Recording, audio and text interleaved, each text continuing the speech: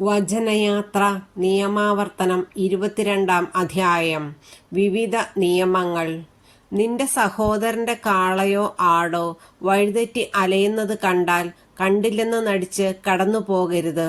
അതിനെ നിന്റെ സഹോദരന്റെ അടുക്കൽ തിരിച്ചെത്തിക്കണം.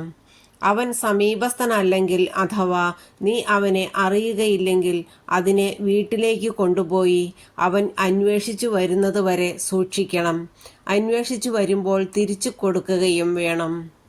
അവന് നഷ്ടപ്പെട്ട കഴുത, വസ്ത്രം, മറ്റു സാധനങ്ങൾ ഇവയെ സംബന്ധിച്ചും നീ ഇപ്രകാരം ചെയ്യണം. ഒരിക്കലും സഹായം നിരസിക്കരുത്. നിന്റെ സഹോദരന്റെ കഴുതയോ കാളയോ വഴിയിൽ വീണ് കിടക്കുന്നത് കണ്ടാൽ നീ മാറിപ്പോകരുത്. അതിനെ എഴുന്നേൽപ്പിക്കാൻ അവനെ സഹായിക്കണം. സ്ത്രീ പുരുഷന്റെയോ പുരുഷൻ സ്ത്രീയുടെയോ വേഷം അണിയരുത്. അപ്രകാരം ചെയ്യുന്നവർ നിന്റെ ദൈവമായ കർത്താവിന് നിന്ദ്യരാണ്. കുഞ്ഞുങ്ങളുടെയോ മുട്ടകളുടെയോ മേൽ തള്ളപ്പക്ഷി അടയിരിക്കുന്ന ഒരു പക്ഷിക്കൂട് വഴിയരികിലുള്ള ഏതെങ്കിലും വൃക്ഷത്തിലോ നിലത്തോ കാണാനിടയായാൽ കുഞ്ഞുങ്ങളോടുകൂടെ തള്ളയെ എടുക്കരുത്. തള്ളപ്പക്ഷിയെ പറന്നുപോകാൻ അനുവദിച്ചതിന് ശേഷം കുഞ്ഞുങ്ങളെ നിനക്കെടുക്കാം. നിനക്ക് നന്മയുണ്ടാകുന്നതിനും നീ ദീർഘനാൾ ജീവിച്ചിരിക്കുന്നതിനും വേണ്ടിയാണ് ഈ കൽപ്പന. നീ വീട് പണിയുമ്പോൾ പുരമുകളിൽ ചുറ്റും അരമതിൽ കെട്ടണം. അല്ലെങ്കിൽ ആരെങ്കിലും താഴേക്ക് വീണ് രക്തം ചിന്തിയ കുറ്റം നിന്റെ ഭവനത്തിന്മേൽ പതിച്ചേക്കാം. മുന്തിരിത്തോട്ടത്തിൽ മറ്റു വിത്തുകൾ വിതയ്ക്കരുത്. വിതച്ചാൽ വിള മുഴുവൻ നീ വിതച്ചതും മുന്തിരിയുടെ ഫലവും ദേവാലയത്തിലേക്ക് കണ്ടുകെട്ടും. കാളയെയും കഴുതയെയും ഒരുമിച്ച് പൂട്ടി ഉഴരുത്. രോമവും ചണവും ചേർത്ത് നെയ്ത വസ്ത്രം ധരിക്കരുത്. നിന്റെ മേലങ്കിയുടെ 4 അറ്റത്തും തൊങ്ങലുകൾ ഉണ്ടാക്കണം. ദാമ്പത്യ വിശ്വസ്തത.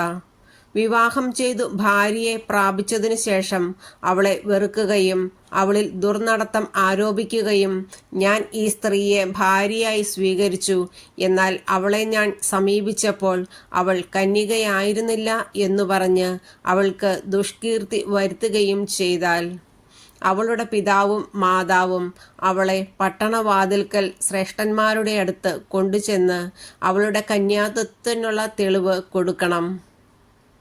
അവളുടെ പിതാവ് ഇപ്രകാരം പറയണം: ഞാൻ എൻ്റെ മകളെ ഇവന് ഭാര്യയായി നൽകി.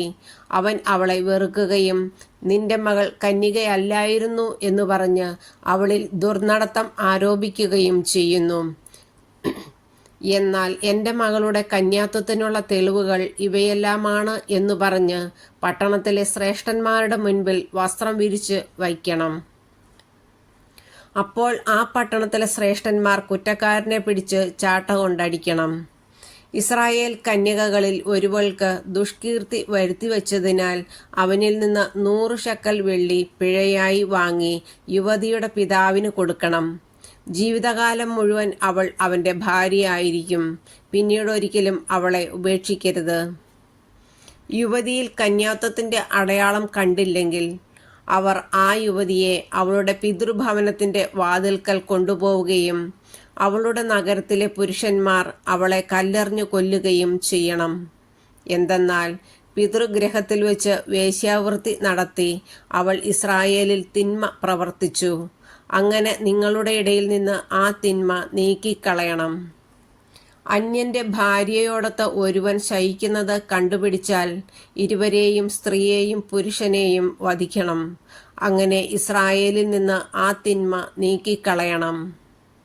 അന്യപുരുഷനുമായി വിവാഹ വാഗ്ദാനം നടത്തിയ ഒരു കന്യകയെ പട്ടണത്തിൽ വച്ച് ഒരുവൻ കാണുകയും അവളുമായി ശയിക്കുകയും ചെയ്താൽ ഇരുവരെയും പട്ടണവാതിൽക്കൽ കൊണ്ടുപോയി കല്ലെറിഞ്ഞു കൊല്ലണം.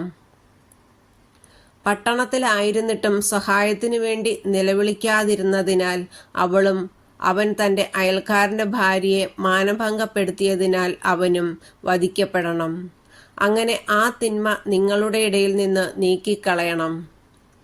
എന്നാൽ ഒരുവൻ അന്യപുരുഷന് വിവാഹ വാഗ്ദാനം ചെയ്തിരിക്കുന്ന ഒരു യുവതിയെ വയലിൽ വച്ച് കാണുകയും അവളെ ബലാത്സംഗം ചെയ്യുകയും ചെയ്താൽ അവളോടുകൂടെ ശയിച്ച പുരുഷൻ മാത്രം വധിക്കപ്പെടണം. യുവതിയെ നിങ്ങൾ ഒന്നും ചെയ്യരുത്. മരണശിക്ഷാർഹമായ ഒരു കുറ്റവും അവളിലില്ല. അയൽക്കാരനെ ആക്രമിച്ച് കൊല്ലുന്നതുപോലെയാണിത്. എന്തെന്നാൽ അവൾ വയലിൽ ആയിരിക്കുമ്പോഴാണ് അവൻ അവളെ കണ്ടത്. വിവാഹ വാഗ്ദാനം നടത്തിയ അവൾ സഹായത്തിനായി നിലവിളിച്ചെങ്കിലും അവളെ രക്ഷിക്കാൻ അവിടെ ആരുമില്ലായിരുന്നു. ഒരുവൻ വിവാഹ വാഗ്ദാനം നടത്തിയിട്ടില്ലാത്ത ഒരു കന്യകയെ കാണുകയും ബലം പ്രയോഗിച്ച് അവളോടുകൂടെ ശയിക്കുകയും അവർ കണ്ടുപിടിക്കപ്പെടുകയും ചെയ്താൽ അവൻ ആ യുവതിയുടെ പിതാവിന് 50 ഷെക്കൽ വെള്ളി കൊടുക്കുകയും അവളെ ഭാര്യയായി സ്വീകരിക്കുകയും ചെയ്യണം. എന്തെന്നാൽ അവൻ അവളെ മാനഭംഗപ്പെടുത്തി ഒരിക്കലും അവളെ ഉപേക്ഷിച്ചുകൂടാ. ആരും തൻ്റെ പിതാവിൻ്റെ ഭാര്യയെ പരിഗ്രഹിക്കരുത്, അവളെ അനാവരണം ചെയ്യുകയുമരുത്.